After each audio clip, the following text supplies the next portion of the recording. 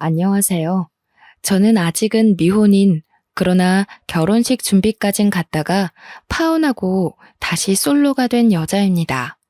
말 그대로 결혼을 약속한 예비 신랑이 있었는데 결혼식이 제대로 엎어졌다는 뜻입니다. 예비 신랑은 무엇보다 순수한 농촌 총각이었거든요.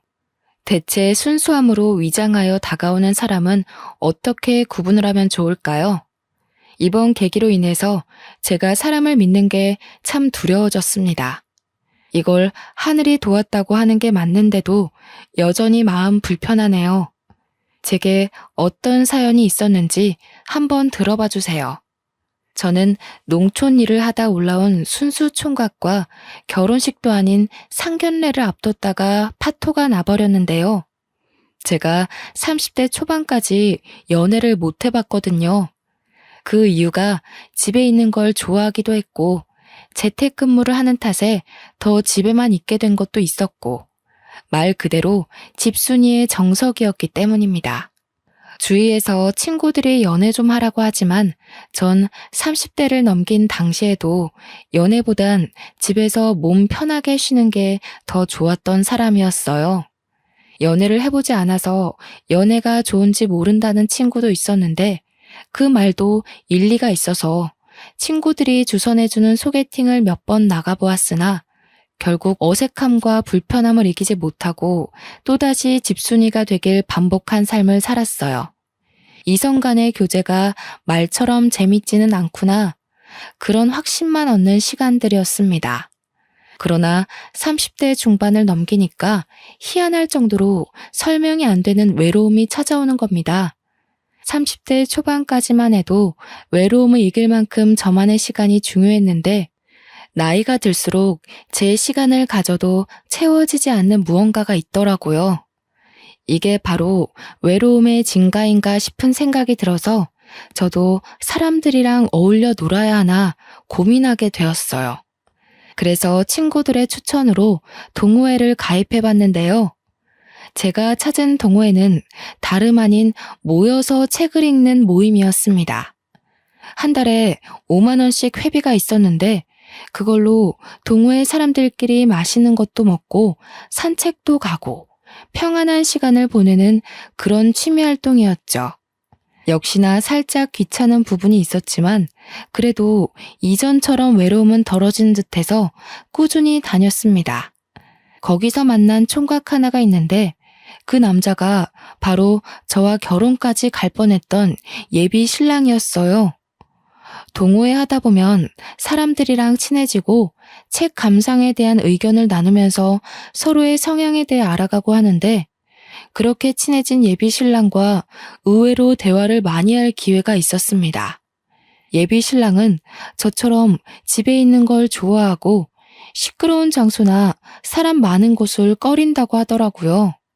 공감대 때문인지 저는 오랜만에 마음을 놓고 얘기를 터놓을 수 있는 친구를 만난 것처럼 신이 나서 대화에 적극적인 태도를 취했습니다. 공통점이 많다는 이유만으로 오랜 친구와는 또 다른 편안함이 생기더군요. 게다가 예비 신랑 나이도 저보다 한 살밖에 많지 않아서 더 친구같이 느껴졌어요.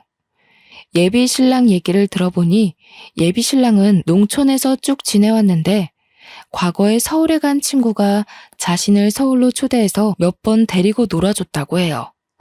그전까지는 서울이라 하면 마냥 시끄럽고 어지럽다는 편견 때문에 발길을 안 했었는데 친구 덕분에 그런 고정관념을 떨쳐냈다고 하는 거 있죠. 그러면서 서울에 관심을 갖게 되었고 자기 또래들이 어울려서 이것저것 겪는 문화생활들이 점차 궁금해졌대요.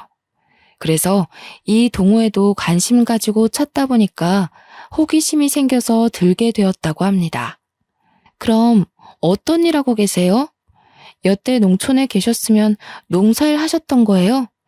모임을 매번 참석하시는 것 같던데 하시는 일에 무리 안 가나 싶어서요. 아, 예. 제가 부모님이랑 같이 일구는 논이 작게 있는데 유통업체가 많아서 돈 걱정은 크게 안 하고 살아요.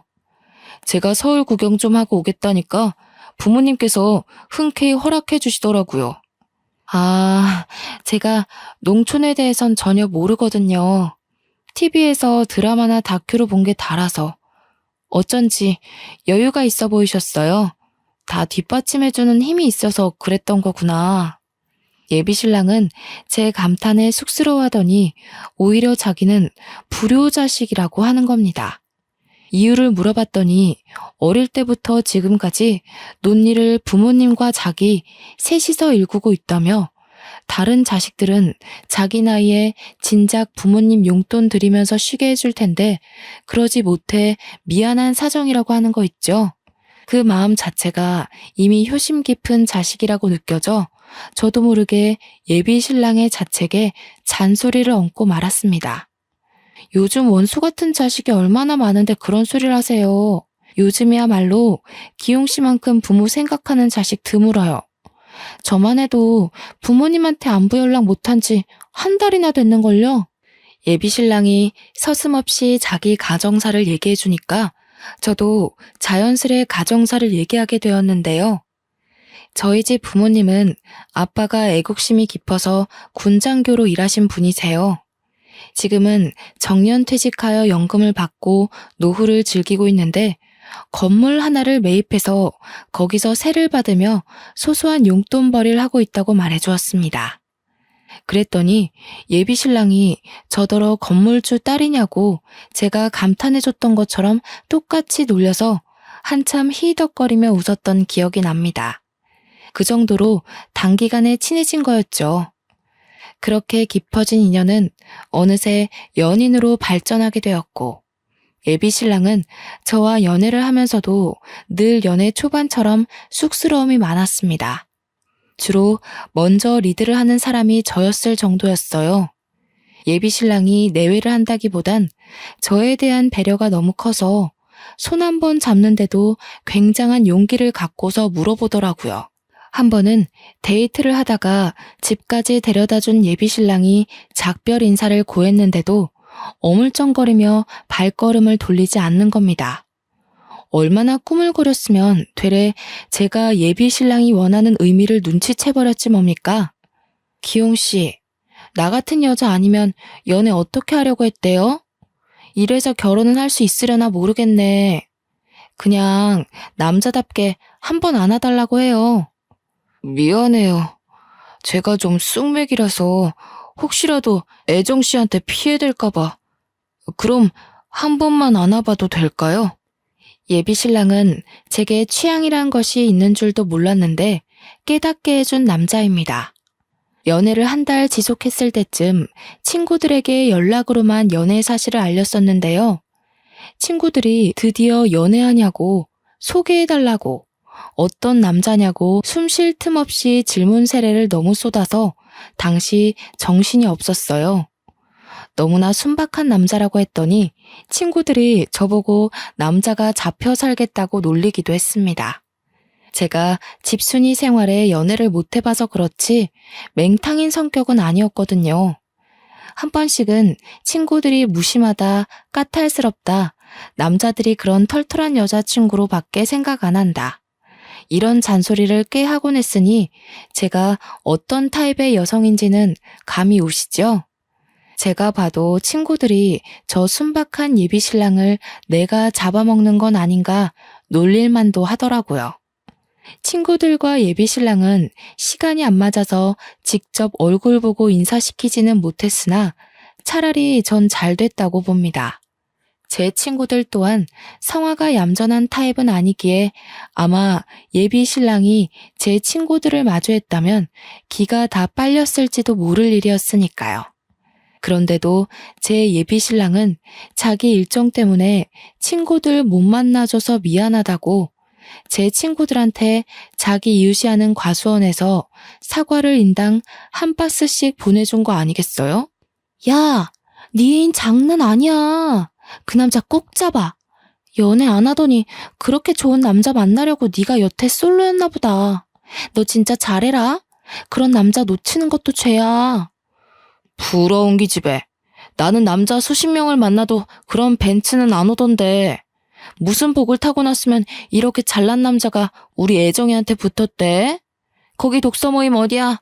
나도 좀 가자. 친구들이 저를 공격하면서 예비 신랑을 치켜 세워주는데 이게 그렇게 기분 좋은 일인지 몰랐네요. 예비 신랑한테 뭘 그렇게까지 했냐고 한 소리 하긴 했지만 고마운 건 사실이었기에 저는 정말 이 남자를 놓치면 안 되겠다고 마음먹었습니다. 그 뒤로 저는 더 예비 신랑에게 적극적으로 진심을 드러냈죠. 그렇게 깊어진 사이는 나날이 더 발전하여 끝내 양가 어른께 인사를 올릴 약속까지 잡게 되었습니다. 연애를 한 지 반개월 만에 결정된 일이었죠. 저는 예비 신랑 덕분에 농촌이란 곳에 난생 처음 구경을 갈 수 있었는데 제 눈에 들어오는 모든 전경이 마치 옛날 드라마인 전원일기를 보는 듯한 하더라고요. 드라마 속을 걷고 있는 기분이 들어 즐거웠고 또 농촌이 주는 잔잔하고 편안한 분위기는 제 감정을 들뜨게 만들기 충분했습니다. 그리고 예비 신랑이 자기가 일하는 곳이라며 보여준 눈은 정말 제가 살면서 볼 수나 있을까 싶을 만큼 큰 땅이었어요. 기용 씨, 이건 그냥 작은 땅이 아니잖아요. 지난번에 저한테 소소한 땅덩어리라고 하지 않았어요? 이 정도면 10,000평은 될 것 같은데요. 아, 초면이기도 했고 정말 별거 아닌데 자랑식으로 들릴까봐 그랬어요. 10,000평 조금 넘는 거 맞아요. 많은 유통업체랑 계약을 하려면 이 정도 땅은 되어야 되거든요. 당시 예비 신랑의 겸손과 민망해서 저를 제대로 못 쳐다보는 순수함에 또 한 번 마음이 흔들렸습니다.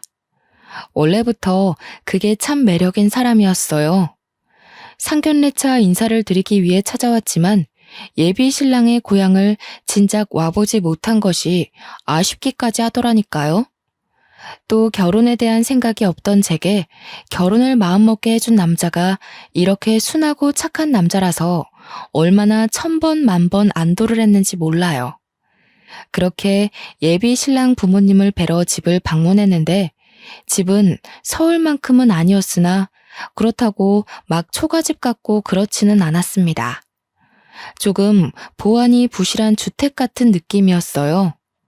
보안이 이렇게 부실해도 도둑 한 번 들은 적 없다면서 예비 신랑은 그저 허허 웃기만 하더군요.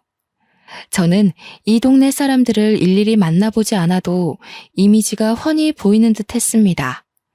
대부분 예비 신랑처럼 인정 많고 겸손할 게 분명하겠죠. 예비 신랑에게 놀랄 일은 이뿐만이 아니었는데요. 알고 보니 예비 신랑이 이 촌동네 이장님의 아들이었던 거 있죠. 어쩐지 예비 신랑 고향집이 유독 여태 지나쳐온 곳들보단 멀끔해 보인다 싶었어요.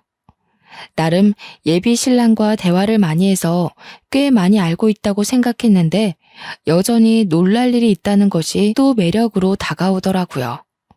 왜 진작 말 안 해줬는지는 서운하지 않았습니다.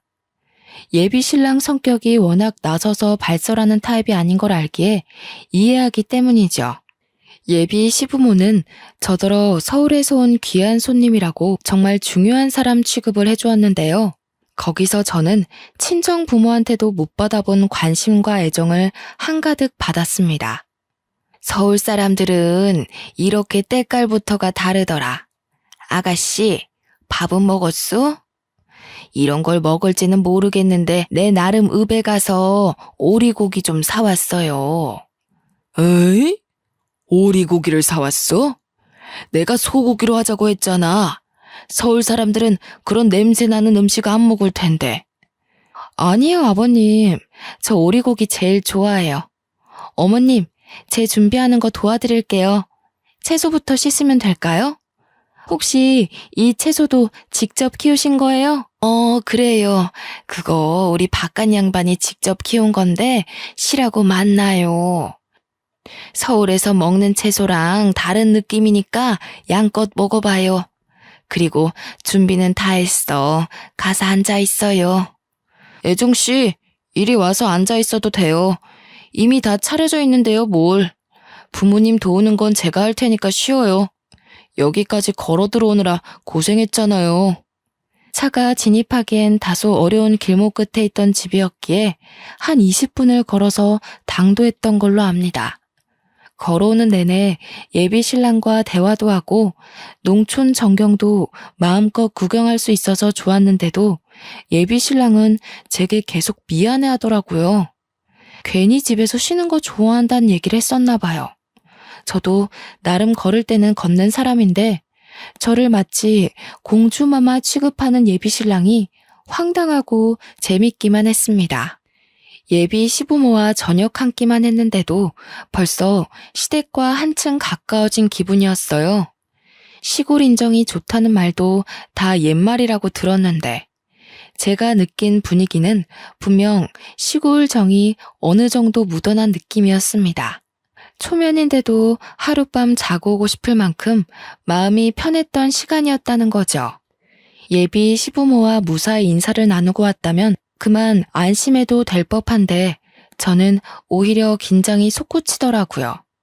친정 분위기는 예비 시댁만큼 따뜻하지 않거든요. 부모님이 제게 무심한 것이 아니라 저희 가족은 서로의 삶을 존중하기 때문에 평소에도 부모건 자식이건 굳이 먼저 연락이나 안부를 잘 묻지 않아요. 저 또한 친정을 오랜만에 찾는 건데 예비 신랑까지 데리고 가려니까 걱정될 수밖에 없었습니다. 그렇게 다복한 가정에서 지냈을 예비 신랑이 다소 삭막한 저희 부모님한테 상처라도 받을까봐 염려되었어요. 아니나 다를까 친정 부모에게 드리러 갈 때는 집이 아닌 웬 절에서 약속을 잡았는데요. 친정엄마는 전업주부인데 예전부터 꾸준히 절에 다니고 있었고 석가탄신일엔 그 절에 가서 행사를 도울 만큼 스님과 친분이 있기도 했습니다. 아주 어릴 때 엄마 따라 절에 한번 가봤는데 그 절이 워낙 작고 볼품없어서 당시 제가 갔을 때도 이런 게 석가탄신일 기념인가 싶을 만큼 사람이 없었어요. 제가 신경 쓸 일은 아니지만 손님도 안 오는데 부지런히 행사를 하는 것도 제 기준에서 이해가 되질 않았습니다. 어쨌든 아빠도 요즘 적적한 하루를 달래기 위해서 엄마 따라 절에 드나들고 있었으니 저희까지 절로 부르더라고요. 집에 있는 시간보다 절에 있는 시간이 많다면서 예비 신랑을 절로 데려오라고 했어요. 그냥 동네 산중턱에 있는 아주 조그마한 절이었는데 어릴 때 가보고 그날 두 번째로 가보는 그곳은 여전히 제 눈에 절로 안 보이는 허름한 곳이었습니다. 또 결혼 인사를 그런 절에 가서 드린다는 것도 못마땅했고 예비 신랑에게 미안했어요. 우리 부모님이 신실한 건 아닌데 그냥 습관처럼 절에 다녀요. 여기까지 오게 해서 미안해요. 집에서 약속 잡으려고 했는데 요즘 절 시공 때문에 부모님이 두 분 다 절에 살다시피 지내고 있거든요. 미안하긴요. 저희 부모님도 종교 있어서 그런 거에 대한 거부감은 전혀 없어요. 촌 공기도 좋은데 산 공기도 만만치 않게 좋기만 한걸요. 제 걱정은 안 해도 돼요. 어쩜 한순간도 밉보일 만한 말을 안 하는 건지 모르겠네요. 예비 신랑은 오히려 제가 험한 산길에서 발이라도 삐끗할까봐 그거 걱정하느라 내내 뒤에서 살펴주기만 했습니다. 정말 제가 걱정하고 있던 부분에 대해선 전혀 개의치 않아 보였어요. 아마 저란 켠의 빈방에서 결혼 허락을 받는 사람은 저밖에 없지 않나 싶습니다. 저는 예비 신랑과 함께 친정 부모가 기다리고 있는 방으로 들어갔습니다. 부모님께 인사를 먼저 올리던 와중 그 사이에 스님 한 분이 들어오시더라고요. 엄마는 신경 쓰지 말라고 했으나 누가 봐도 그 스님이 예비 신랑을 살피는 눈치였어요. 눈치 없는 제가 느꼈을 정도면 예비 신랑 또한 알아차렸을 텐데 이건 환대를 하는 분위기가 아니잖아요. 저도 기분 상하는데 예비 신랑은 오죽했을까 싶더군요. 딸애한테 독서 모임에서 만났다는 말은 들었어요. 나이가 꽤 되는 것 같은데 아직 결혼을 안 하고 있었던 이유가 있을까요? 실례되는 질문이려나? 실례는요. 단지 부모님 모시고 일만 하느라 결혼 정년기를 모르고 넘겼던 것도 있고 또 애정 씨 만나기 전에는 딱히 결혼에 관심이 없었습니다. 부모님께서 한 번씩 선자리를 알아봐 주기도 했는데 억지스러운 만남 때문인지 마음이 잘 안 가더라고요. 그럼 현재도 논일을 하고 있는 겁니까? 구체적으로 어떤 일을 어떻게 하는지 듣고 싶네요. 적어도 제 딸애가 어떤 일하는 사람한테 시집을 가는지는 알고 있어야 된다고 보거든요. 좀 무례하더라도 이해해줘요. 그럼요. 요즘 결혼해서 딸 시집 보내는 것만큼 제대로 알아봐야 되는 게 없잖아요. 저는 20년간 부모님과 같이 벼농사 하면서 농수산식품 업체에 유통을 하는 일을 하고 있습니다. 현재 협업 중인 소비처는 6군데 정도 되고요. 애정 씨와 결혼만 허락해 주신다면 집이랑 혼수는 전혀 걱정할 필요 없다고 말씀드리고 싶어요. 워낙 감정 표현에 서툰 사람이라서 친정 부모의 압박 눈빛에 주눅이 들 거라고 생각했는데 예비 신랑은 생각 외로 부모님께 자기 의사를 잘 전달하더라고요. 제가 알던 모습과 다르게 이런 강단 있는 면모를 또 처음 봤던지라 그날 예비 신랑을 향한 제 마음이 더 커졌을 겁니다. 친정 부모의 의중이 어떤지 저 또한 제대로 묻지 못해서 잘 모르지만 우선 예비 신랑과 작별 인사를 하는 얼굴은 그리 어둡지 않았어요. 그러나 평소에 표정을 확연하게 드러내는 분들이 아니거든요. 그래서 저 얼굴이 예의상인지 진심인지 확신하기는 쉽지 않았습니다. 친정 부모와 인사를 끝마치고 산을 내려와서 저는 예비 신랑한테 사과를 했어요. 스님이 저희 나갈 때까지 지켜보고 있었던 것도 친정 부모의 압박 신문도 그냥 그곳에서 느꼈던 모든 분위기에 대해 용서를 구했어요. 괜찮다니깐 그러네요. 딸이 좋은 남자한테 시집 가길 바라는 마음에 그런 거잖아요. 만약 제 딸이 시집을 간다고 남자를 데려왔다면 저 또한 애정씨 부모님처럼 똑같이 그랬을 거예요. 그게 딸 가진 부모 마음 아니겠어요? 예비 신랑이 매번 괜찮다고 해주고 단지 저라는 이유만으로 모든 걸 포용하려고 해서 고맙지만 한편으로는 솔직하게 서운한 걸 얘기해주길 바랄 때도 있습니다. 분명 마음 한켠에서 속상한 것이 있을 텐데도 그마저 그냥 합리화하려는 것 같아 제가 다 걱정이 되더라고요. 저한테는 밝히지 않지만 분명 속상했을 예비 신랑을 위해서 제가 할 수 있는 일은 친정 부모님의 솔직한 인정밖에 없다고 생각했습니다. 그래서 그날 이후 부모님께 온 연락을 통해서 저는 예비 신랑의 장점을 더 어필하려 했어요. 그런데 말입니다. 엄마가 먼저 예비 신랑 평판에 대해 선수를 쳐버리지 뭡니까? 스님이 조상부터 대대로 관상 공부를 해오셨던 분이야. 아무래도 그 남자랑 그만 갈라서는 게 좋겠구나. 스님 말로는 그 남자 인상이 사기꾼 상이래. 뭐? 엄마 아빠 생각해서 한우까지 사들고 간 사람한테 너무한 거 아니야? 그 스님이 뭘 안다고 기웅 씨를 함부로 판단해. 기웅 씨, 그 스님보다 내가 더 잘 알아. 관상 그런 거 다 미신인 거 몰라? 들어서 나쁠 거 있어? 그 총각 관상이 그렇다는데 어쩌겠어. 시간 두고 차차 정리해라. 안 좋다는 걸 굳이 끼고 살 필요는 없잖아. 너희 아빠랑 이미 말 끝난 일이니까 결혼은 없던 걸로 하는 게 좋겠다. 싫어. 나 원래 결혼 안 하고 쭉 독거 노인으로 살 생각이었는데 나한테 새로운 삶을 알게 해준 사람이야. 어떻게 그런 소중한 인연을 무자르듯 뚝 끊어내겠어? 엄마 아빠도 결혼했잖아. 나도 결혼해서 애 낳고 잘 살 거야. 누가 결혼하지 말라니? 그 총각이랑은 안 된다고. 다른 총각 찾아서 결혼해. 정 안 되겠으면 엄마가 스님 통해서 남자 하나 알아봐 줄게. 엄마, 그놈의 미신 좀 그만 믿으라고 했지. 엄마가 마음 기댈 때 필요해서 자꾸 쓸데없는 것에 눈 돌리는 거 알겠는데 나한테까지 이상한 미신 강요하지 마. 고작 그런 걸로 내 결혼 반대할 거면 차라리 우리끼리 시고 올릴게. 그날은 사춘기 이후 엄마랑 처음으로 다툰 날이었습니다. 엄마한테 상처 주는 말을 좀 많이 했던 것 같아요. 그 순간 내가 선택한 남자가 거절당했다는 서운함과 더불어서 예비 신랑과 예비 시부모에게 받은 친절에 대한 미안함 때문에 욱해서 엄마한테 나쁘게 말해버렸네요. 현재는 제 인생에 손꼽을 정도로 후회가 되는 날이기도 합니다. 다 제 성견 지명이 부족했던 탓이겠죠. 한동안 친정 부모한테서 문자 몇 번 왔는데 오는 연락들이 전부 그놈의 관상 타령이었습니다. 예비 신랑 만나지 말라는 연락만 계속 오더라고요. 부모님한테 문자를 이렇게 많이 받아보는 것도 학생 때 이후로 처음이었습니다. 엄마한테 막말한 건 미안했지만 그래도 끝까지 딸 마음은 고려하지 않는 부모님이 미웠어요. 자식 이기는 부모 없다는데 우리 부모님은 제가 절대 결혼 못하도록 혈안이 돼서 지켜봤습니다. 엄마가 특히 미신을 잘 믿는 사람인데요.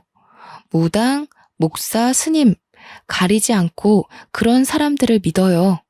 신을 모시는 존재들은 남다르다나 뭐라나. 여태 그런 엄마의 마음을 존중해주면서 터치하지 않았는데 그게 제 삶에 영향을 미치는 거라면 저는 갈등을 일으킬 수밖에 없다고 봅니다. 자식이라고 모두 부모가 가는 발자취를 따라가야 하는 건 아니잖아요. 저와 예비 신랑의 상견례는 저희 부모님 반대로 결국 미뤄졌습니다.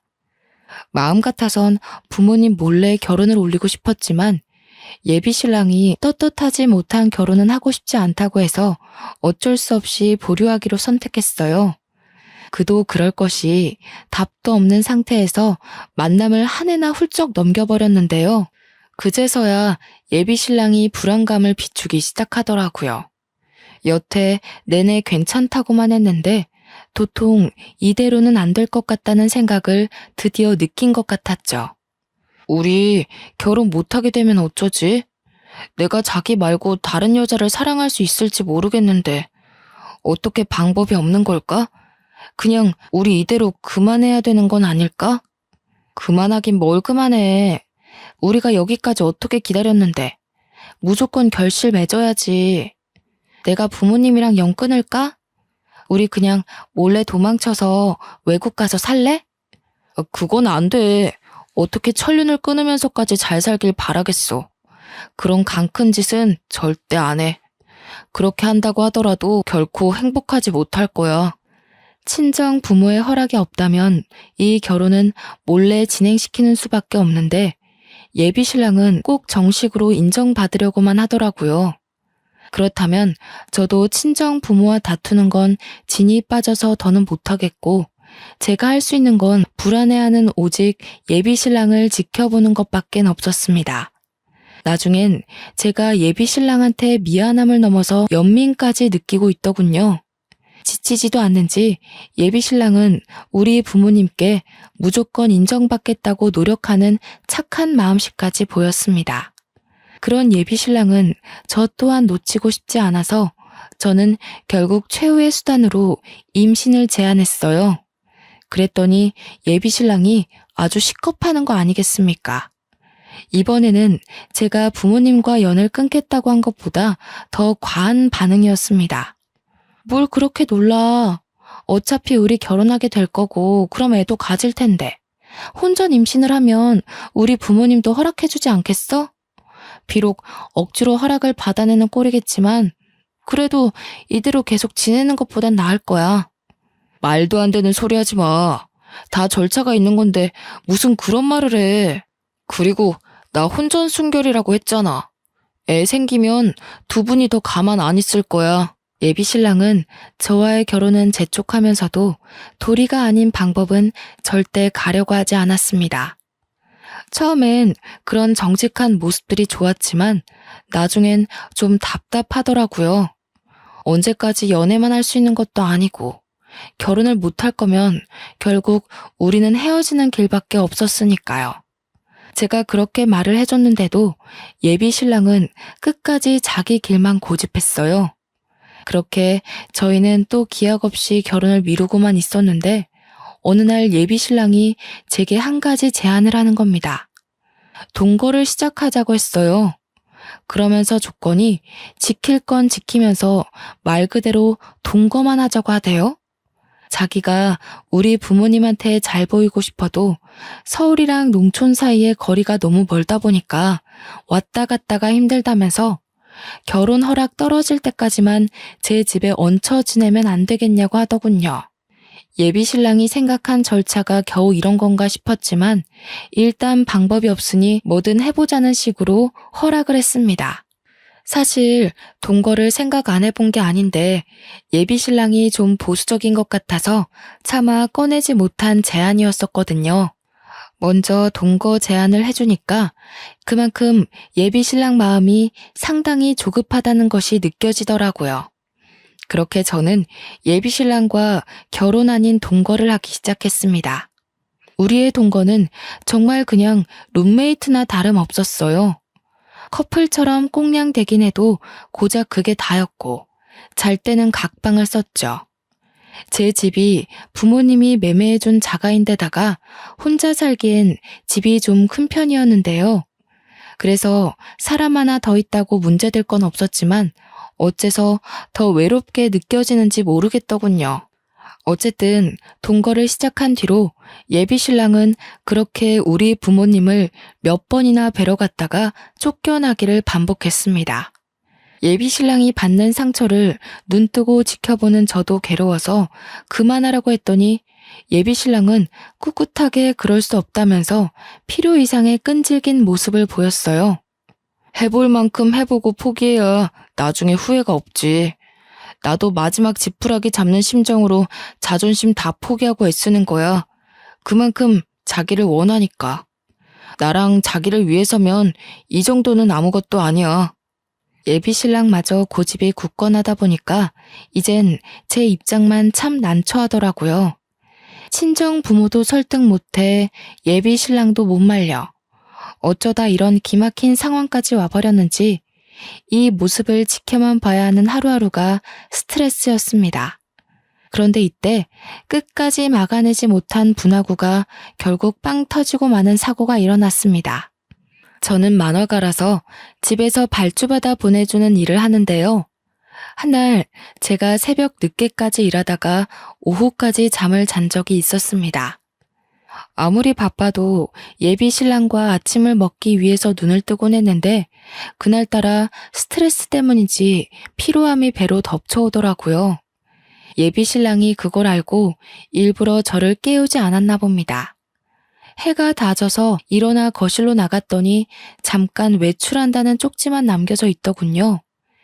시간이 많이 늦었는데 또 혼자서 부모님을 만나러 간 것 같아 부모님한테 전화를 걸어봤습니다. 무슨 소리야? 안 왔는데? 넌 전화해서 한다는 소리가 그 총각 얘기밖에 없니? 이참에 말 좀 전하자. 우린 너희 둘 결혼 허락할 생각 없으니까 제발 좀 그만 오라고 해. 듣자 하니 부모님은 예비 신랑의 행방을 전혀 모르는 눈치였어요. 예비 신랑한테 연락했는데도 연락이 안 돼요. 친정 부모를 찾아간 게 아니라면 도대체 아침부터 해가 진 시간까지 어디서 뭐 하는 거지? 궁금하더라고요. 계속 기다렸지만 예비 신랑은 다음날 아침이 될 때까지 결국 집에 들어오지 않았습니다. 애초에 짐을 들고 오지 않았기 때문에 예비 신랑이 사용하던 방은 한결같이 깨끗했는데요. 방을 살피다가 그냥 나가려는 그때 문득 침대 밑에 뭐가 비죽 나와 있는 것이 눈에 들었어요. 꺼내봤더니 다른 게 아니라 바로 제 통장인 겁니다. 그 통장은 제가 지난해에 다 쓰고 수납장 한 구석에 처박아뒀던 거예요. 대체 이게 왜 예비 신랑의 방에 있는 걸까요? 그때 왜 그런 촉이 들었는지 모르겠지만 저는 당장 통장을 모아놓은 수납장으로 갔습니다. 그것을 열었는데 역시 여자의 촉은 무시 못한다고 통장이랑 도장이 싹 사라지고 없는 거 아니겠습니까? 보고도 순간 내가 무슨 일을 당한 건지 몰랐어요. 발밑부터 차차 올라오는 불안감을 억누르며 침착하게 다시 예비 신랑한테 전화했습니다. 그러나 이젠 전화가 꺼져 있기까지 하네요.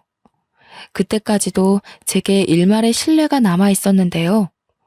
나중에 보니까 예비 신랑이 손댄 게 통장뿐만이 아닌 거 있죠. 부모님이 선물해준 명품 시계며 액세서리 등 비싼 것만 싹 사라졌더라고요. 명품도 명품이지만 저는 우선 없어진 통장 때문에 아침부터 은행을 찾아 계좌를 조회해봤습니다.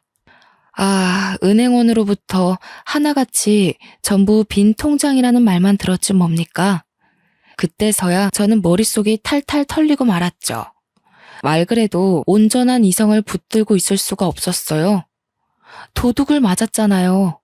다른 사람도 아니고 사랑하는 사람한테 발등을 찍혔잖아요. 가족보다 더 많이, 더 깊게 마음을 나눴던 사람입니다. 그런데 어떻게 하루아침에 이런 식으로 뒤통수를 칠 수가 있죠? 대체 왜요?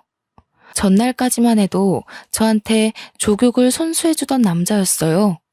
이게 앞뒤 어울리는 상황인가요? 그 당시 다리가 후들거려서 제대로 지탱하기 힘들 정도로 혼란스러웠지만 일단 예비 신랑을 당장 경찰에 신고하고 농촌으로 향했습니다.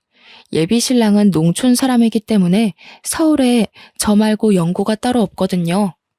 예전에 서울 소개해줬다는 친구도 오래돼서 연락 끊은 지가 꽤 됐다고 했고 농촌에서 세월을 다 보냈다 보니까 있던 친구들이 자연스레 멀어졌다고 했어요. 그러니 급하게 갈 곳이라곤 당연히 고향밖에 없지 않겠습니까? 대중교통을 타고 가는 내내 대체 왜 나랑 결혼할 사람이 이런 도둑질을? 그 생각에 한참을 멍 때렸습니다. 농촌에 도착하고 예비 시부모 댁을 찾았는데 저를 반겨줬던 그 얼굴들은 온데간데 없고 굉장히 당황들 하더라고요. 어머님, 아버님, 갑자기 찾아와서 죄송한데요. 혹시 기웅 오빠 여기 안 왔나요? 어제 갑자기 제 돈 들고 사라졌는데 오늘까지 연락이 안 돼서요. 양해를 구하고 사정까지 대충 말하며 물었는데도 예비 시부모는 더 당황하기만 할 뿐 자기들은 모른다는 말만 고집하는 거 있죠. 근데 그 모습이 누가 봐도 티가 날 정도로 우왕좌왕하는 태도였습니다. 그냥 지나치기엔 제 두 눈에 두 분이 수상해 보였다는 거죠. 분명 예비 신랑이 어디 있는지 아는 것 같은 표정이었어요. 여기까지 오는 내내 예민해졌던 저는 결국 화를 냈고 경찰 불렀는데 자꾸 예비 신랑 일 숨긴다면 시부모도 신고할 거라고 했더니 그제서야 식겁하며 입을 여는 거 아니겠습니까? 아유, 우리는 정말 모르는 일이에요. 그냥 그 총각이 부탁 들어주면 돈 준다길래 아가씨 하나 올 거니까 부모인 척만 해주면 된다고 해서 그렇게만 했을 뿐입니다. 그 총각에 대해선 정말 아무것도 몰라요. 미안해요, 아가씨. 신고만 하지 말아요. 이건 또 무슨 날벼락 같은 말인지요. 제가 더 감당해야 할 문제가 있었나 봐요. 지금 예비 신랑이 여기 이장님 아들이 아니라고 하지 않습니까? 게다가 여기 이장님도 예비 신랑을 겨우 2번 본 사이라고 하는 겁니다. 처음에 예비 신랑이 와서 황당한 부탁을 했을 때 이거 사기 아니냐고, 나중에 우리한테 문제 생기는 거 아니냐고 이장님이 불안해서 물었는데도 예비 신랑은 어디 떠벌리면 가만 안 두겠다고 위협을 했다고 합니다. 그러니까 이 사람들은 저의 예비 시부모가 아니었던 거예요. 생판 관련 없는 사람이었다고요. 이장님 말을 듣고는 그만 다리에 힘이 풀려 그대로 주저앉아 버렸습니다. 심지어 이장님 입에서 나오는 예비 신랑의 모습은 제가 알던 사람이 아니었어요. 아마 그게 예비 신랑의 본색이겠죠? 어떻게 1년이나 제게 본색을 숨길 수 있었는지 모르겠습니다. 참, 욕도 안 나오더군요. 역시 경찰 인력은 남다르다고 그놈을 잡았다는 연락을 24시간도 안 돼서 받았습니다. 다시 서울로 간 저는 그곳에서 수갑을 차고 있는 예비 신랑을 마주했어요. 예비 신랑이 짜증 가득 난 얼굴로 저를 본체 만체 하더라고요. 그곳에 저는 당장 쫓아가 들고 있던 지갑으로 예비 신랑의 머리통을 후려쳤습니다. 뭐? 농촌? 변홍사? 어떻게 그런 말도 안 되는 사기를 칠 수가 있어? 자기 지금 내 재산 도둑질한 거야? 내 돈 훔치려고 나 만난 거였어?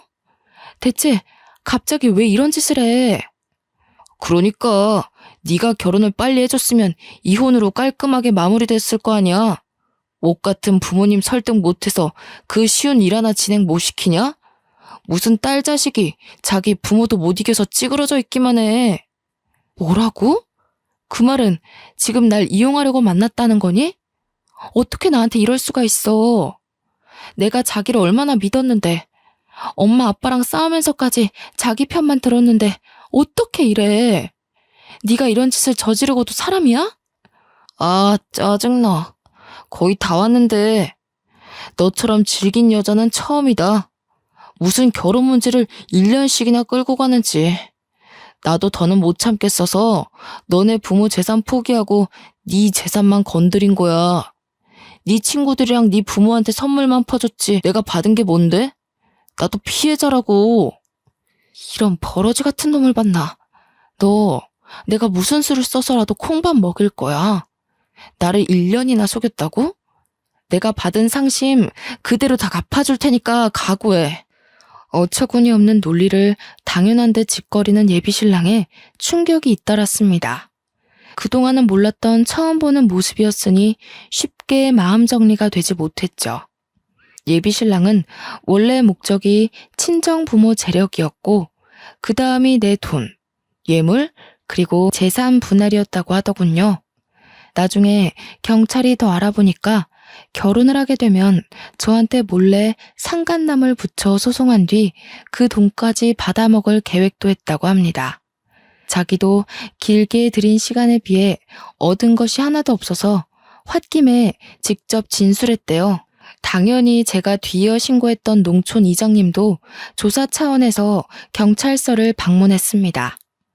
예비 신랑과 서로 마주치고는 농촌 이장님이 예비 신랑을 막 나무라는데 예비 신랑이 이장님한테 찍소리도 못하게 위협을 주더라고요.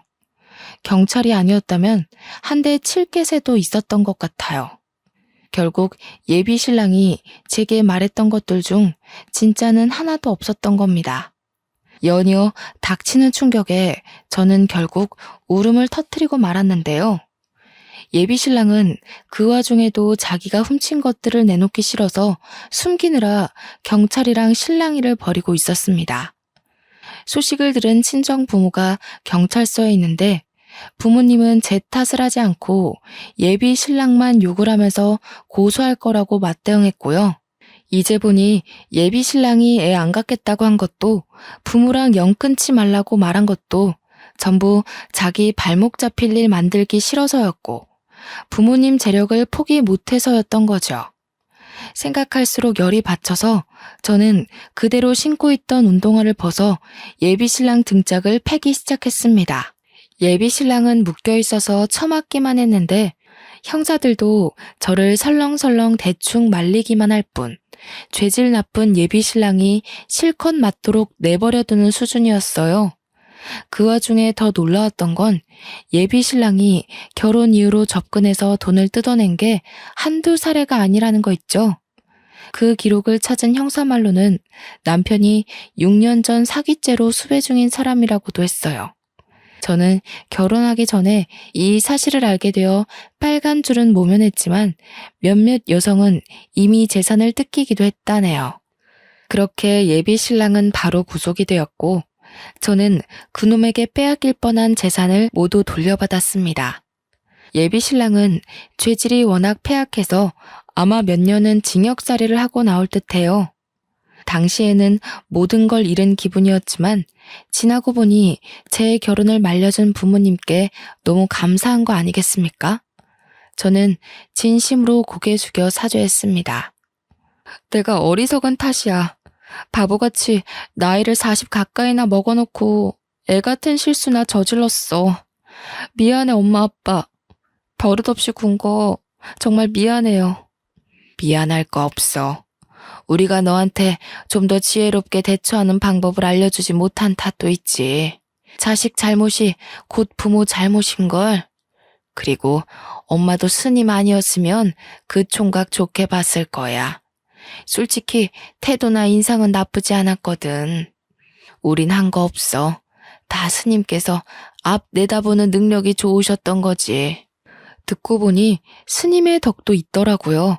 그래서 저는 스님께도 인사를 드리기 위해 부모님과 나란히 절을 찾았습니다. 올 때마다 불쾌했던 이곳이 처음으로 제 걸음을 편하게 만들어주더군요. 친정 부모가 먼저 자식 인생 구제해준 스님께 감사하여 보답을 해주고자 했는데 스님이 당연하게 한사코 거절을 했습니다. 저희 정말 큰일 날 뻔했어요.